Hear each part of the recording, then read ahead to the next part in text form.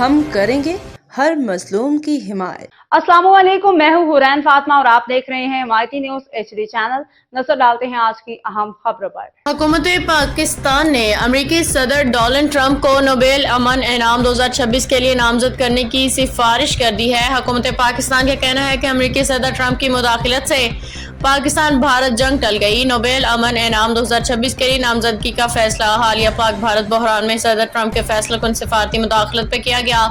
حکومت پاکستان نے کہا کہ عالمی برادری نے بھارت کی بلا اشتعال و غیر قانونی جارحیت کو دیکھا۔ بھارتی جارحیت پاکستان کی خود مختاری اور علاقائی سالمیت کی سنگین خلاف ورزی تھی۔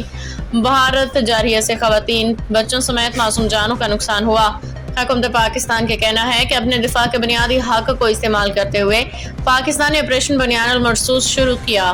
آپریشن بنیان المرصوص نپا طلب پرعزم فوجی رد عمل تھا۔ یہ طاقت کا توازن دوبارہ قائم کرنے اور اس کے علاوہ علاقائی سالمیت کے دفاع کے لیے انجام دیا گیا۔